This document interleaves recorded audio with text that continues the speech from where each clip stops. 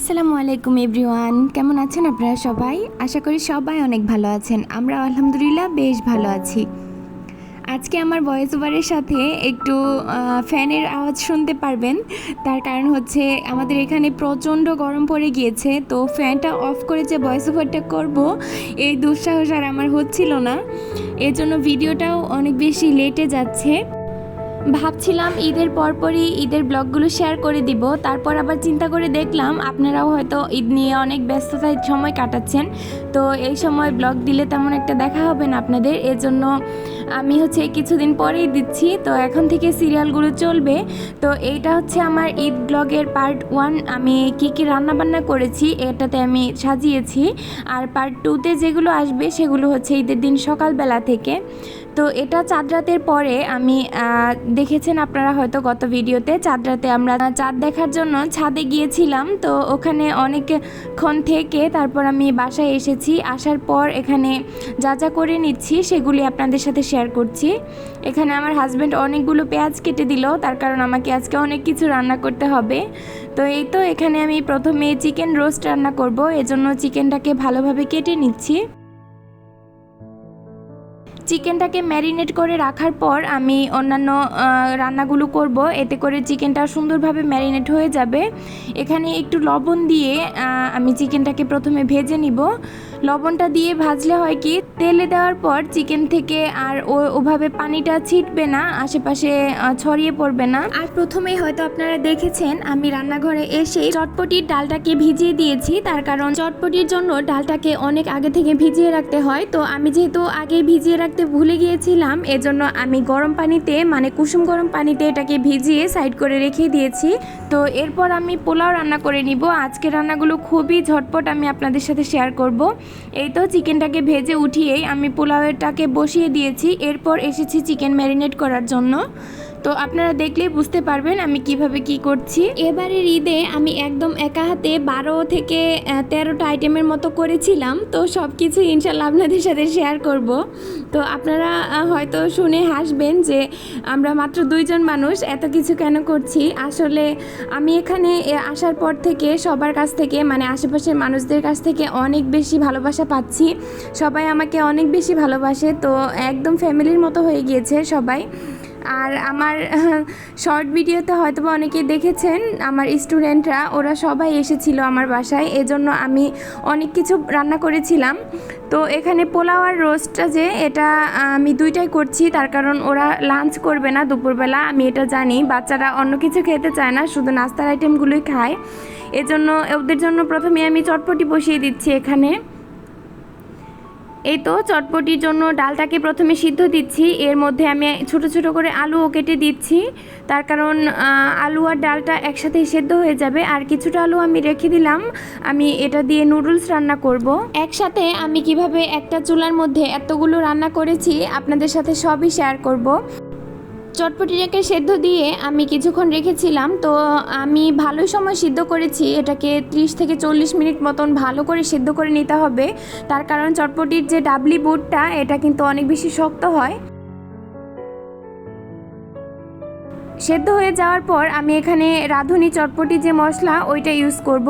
একদম সম্পূর্ণ প্যাকেট আমি দিব না, তার কারণ আমার ডাল আলু একদমই কম, আমি হাফ প্যাকেট দিয়ে দিচ্ছি। তো এটাতে কিন্তু ঝাল লবণ আর মশলা অন্যান্য কিছু সব কিছুই থাকে, তবুও আমি স্বাদের জন্য একটু করে আদা রসুন কাঁচামরিচ আর সয়াবিন তেল দিয়ে দিচ্ছি। বছরের অন্যান্য দিন খেতে ইচ্ছে করলেও বাসায় তেমন একটা চটপটি কিন্তু বানানো হয় না, তাই না? তবে এখন কিন্তু চটপটি একদম ঈদ স্পেশাল হয়ে গিয়েছে। ঈদের দিন যতই কষ্ট হোক না কেন সবার বাসায় প্রায় মোটামুটি চটপটি থাকে, সেমাই পায়েসের মতো। তো এই তো এটাকে আমি ঝোলঝোল থাকতেই নামিয়ে নিয়েছি, তার কারণ সকালে যখন আবার গরম করব তখন আমি এটাকে আরেকটু টানিয়ে নিব।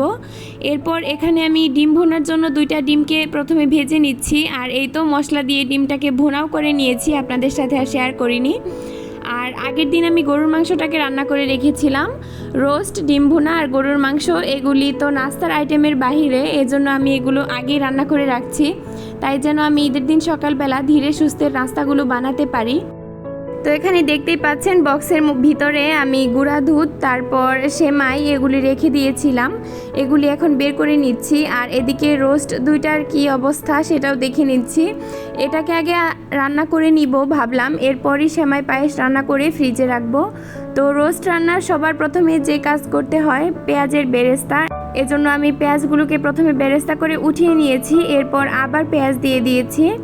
তারপর রোস্ট আজকে একদম সিম্পলভাবে রান্না করব। এই তো রোস্টের মশলা যে প্যাকেটে পাওয়া যায় রাঁধুনির, ওইটা আমি পানিতে গুলিয়ে নিয়েছি।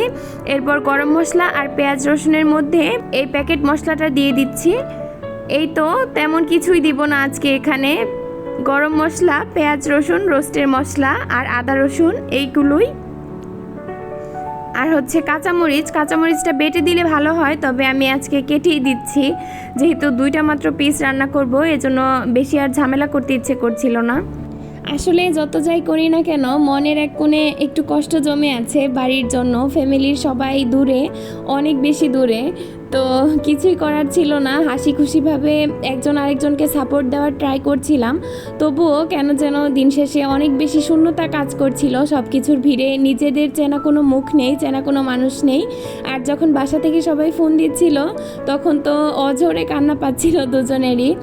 কিচ্ছু করার নেই। তো আমরা বাড়িতে যাব খুব শীঘ্রই ইনশাল্লাহ। আপনারা এরপর একটা ব্লগ পাবেন, তারপরই আমার বাড়ির ব্লগগুলো পাবেন। আমরা দুজনে অনেক বেশি এক্সাইটেড, এবার 4 মাস পর বাড়িতে যাচ্ছি, তো খুবই এক্সাইটেড হয়ে আছি। ব্যাগপত্র তো এখন থেকেই গুছিয়ে ফেলেছি। তো এই তো কথা বলতে বলতে রোস্টটাকেও কিন্তু রান্না করে ফেলছি প্রায়। এখানে আমি গুঁড়া দুধ দিয়ে দিয়েছি, আমি আজকে দই ইউজ করব না। দইটাকে ছাড়া এভাবে গুঁড়া দুধ দিয়েও একদম সেম স্বাদ আসে, এজন্য আমি আজকে গুঁড়া দুধই দিয়েছি। আর এখানে গুঁড়া দুধটাকে আমি প্যাকেট থেকে বয়মে ঢেলে নিচ্ছি, তার কারণ এরপরই আমি সেমাই আর পায়েসটাকেও রান্না করে রাখবো। আমাদের বাসায় হচ্ছে সবাই ঠান্ডা সেমাই পায়েস খেতে পছন্দ করে। ঈদের দিন সকালবেলা রান্না করলে সাথে সাথে গরমটা খেতে চায় না, এজন্য আগের দিনই রান্না করে ফ্রিজে রেখে দেই।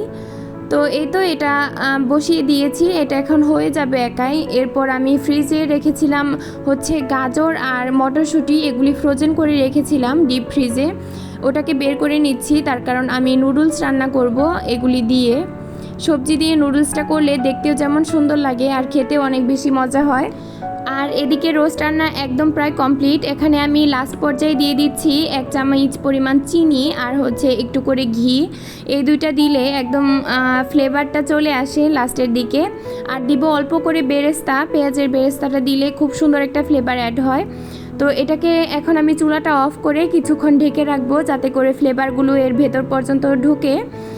তো এই তো এভাবে আমি একটার পর একটা কাজ করে যাচ্ছিলাম, একটা চুলায় বসিয়ে আরেকটার জন্য প্রিপারেশন নিচ্ছিলাম। এজন্যই পেরেছি এত কিছু করতে, না হলে কখনোই আমার দ্বারা পসিবল ছিল না। সব সময় পাশে শাশুড়ি থাকতো অথবা আম্মু থাকতো, এবার একদমই একা পড়ে গিয়েছি। তবুও ট্রাই করেছি যাতে সবাইকে ভালোভাবে আপ্যায়ন করতে পারি। তো এই তো আরেকটা কড়াই বসিয়ে দিলাম। আর প্লিজ আজকে আমার এই কড়াইটা ইগনোর করবেন, তার কারণ খুবই একটার পর একটা রান্নাবান্না হচ্ছিল, তো খুবই তোড়ঝোড় চলছিল এর উপর দিয়ে, এজন্য ভালোভাবে ঘষা মাজা করার সময় পাইনি। তো এখানে দেখতেই পাচ্ছেন নুডলসের জন্য আমি মশলাটাকে আজকে রাতে বানিয়ে রাখবো, আর সকালে নুডলসটাকে সেদ্ধ করে তারপর মিশিয়ে নিব। আর বলতে বলতে এখানে ঝটপট ভেজেও নিয়েছি সব কিছু, আর বসিয়ে দিয়েছি দুধের জন্য হাঁড়ি আর গরম পানি। এখন আমি গুঁড়া দুধটাকে মিক্স করে নিব। আমার এই পার্টটা খুবই বেশি ভালো লাগে যখন দুধটা পানিতে মিশে যায়। এই তো এখানে গুঁড়া দুধগুলো মিশিয়ে নেওয়ার পর আজকে আমি এটাতে 3টা এলাচ দিয়ে দিয়েছি মুখ ফাটিয়ে। সেমাইয়ের মধ্যে এলাচ পড়লে আমার কাছে খেতে ভালোই লাগে ফ্লেভারটা। আর এই তো একটা তেজপাতা, আর কিছুই তেমন দিব না। ভালো করে দুধটা জাল হয়ে আসার পর আমি চিনিটা অ্যাড করব, তারপর নামিয়ে এরপর আমি সেমাইগুলো দিয়ে দিব। আর এদিকে বাদামগুলো বের করে দিচ্ছিলাম, আমার হাজব্যান্ড কুচি কুচি করে এটাকে কেটে দিবে। তো এখানে কাঠবাদাম, কাজু বাদাম, তারপর চীনা বাদাম, কিশমিশ সব কিছুই রয়েছে, এগুলি সুন্দরভাবে কেটে নিবে এখন। সেমাই পায়েসের মধ্যে নারিকেল আর হচ্ছে এই বাদাম কুচি এগুলি আমার কাছে অনেক বেশি পছন্দের। আর এদিকে দুধটাকেও জাল করে নেওয়া হয়ে গিয়েছে। আমি এটাকে এখন নামিয়ে বাটিতে করে একটু করে ঠান্ডা করে নিব, তার কারণ যেহেতু লাচ্চা সেমাইটা রান্না করব, লাচ্চা সেমাই কিন্তু দুধ গরম বেশি হলে তাহলে সেমাইটা গলে যায়, আর আমরা দুজনেই ওরকম বেশি পছন্দ করি না। সেমাইটা একটু শক্ত শক্ত হবে, ওটা খেতেই বেশি ভাল লাগে। এজন্য আমি ফ্যানের সাহায্যে হালকা ভাপটাকে সরিয়ে নিয়েছি, তারপর এই যে সেমাইটাকে দিয়ে দিচ্ছি পরিমাণ মতন। আমি আজকে মনে হয় সেমাইটা একটু বেশি পরিমাণে দিয়ে ফেলেছিলাম, একদম শুকনো শুকনো হয়ে গিয়েছিল। আসলে খুব বেশি শুকনো হয়নি, আমরা যেরকম পছন্দ করি ওরকমই ছিল। তবে আর সামান্য অল্প পরিমাণে দুধ হলে হয়তো ভালো হতো, দেওয়ার সময় তো মনে থাকে না, দেওয়ার সময় দিতেই থাকি। তো এই তো আমি এখানে 3 বাটি সেমাই রান্না করে নিয়েছি। আলাদা আলাদা বাটিতে রেখেছি, তার কারণ একসাথে একই বড় বাটিতে রাখলে ওইখান থেকে ভেঙে খাওয়া হবে আর নষ্ট হয়ে যেতে পারে। এজন্য ছোট ছোট করে আমি 3টা ধাপে রাখলাম, যাতে করে পরে বের করে খেতে পারি। আর এই তো এখন একদম লাস্ট পর্যায়ে পায়েসটা রান্না করব। পায়েস রান্নাটা হয়ে গেলে আমার রান্নাবান্না একদম কমপ্লিট ঈদের জন্য, আর তেমন কিছু করার নেই। এখানে আমি পোলাওয়ের চাল নিয়ে নিচ্ছি আর দুধটাকে বসিয়ে দিয়েছি। দুধটা ভালোভাবে ফুটে ওঠার পর এরপর এতে আমি চালগুলো দিয়ে দিব। আর পায়েস রান্না করতে করতে আমি একটু আজকে মেহেদি পরবো, এই জন্য মেহেদিটা নিয়ে একটু বসেছি। তা ভাবলাম রান্নাবান্না শেষ করেই যাই। এই তো এখানে নারিকেল দেখতে পাচ্ছেন, আমি এটা ডিপ ফ্রিজে রেখেছিলাম, এজন্য এভাবে রয়েছে। আমি আগে থেকে বের করে রাখিনি, তার কারণ এখন দুধের সাথে দিয়ে দিলে এটা সুন্দরভাবে গলে মিক্স হয়ে যাবে, কোনো সমস্যা হবে না। এজন্য আমি এটাকে রান্না করে একদম চুলা পরিষ্কার করে তারপরেই ওই রুমে যাব। আর এটা রান্নাবান্না শেষ করে আজকে একদম ফাইনাল লুক সব কিছুর দেখাবো না। আগামীকাল যেহেতু ঈদ, তো ঈদের দিন সকালবেলায় আপনারা সব কিছু দেখতে পারবেন, আমি কিভাবে রান্না করেছি আর আমার বাসায় কে কে এসেছিল সব কিছুই আমি টুকটাক ভিডিও করেছি। আর আমরা বেড়াতে গিয়েছিলাম কোথায় সেগুলো টুকটাক করেছি ভিডিও। তো আস্তে আস্তে সব কিছুই দেখতে পারবেন ইনশাল্লাহ নেক্সট ভিডিওতে। তো এই তো আমি এখন একটু মেহেদি নিয়ে বসেছি, তো আমি এটা দিতে থাকি। আর যারা এতক্ষণ আমার ভিডিওটা কষ্ট করে দেখেছেন আমার সাথে থেকে, তাদের সবাইকে জানাই অসংখ্য ধন্যবাদ। কথা হবে আবার নেক্সট ভিডিওতে, সে পর্যন্ত সবাই ভালো থাকবেন, সুস্থ থাকবেন। আল্লাহ হাফেজ।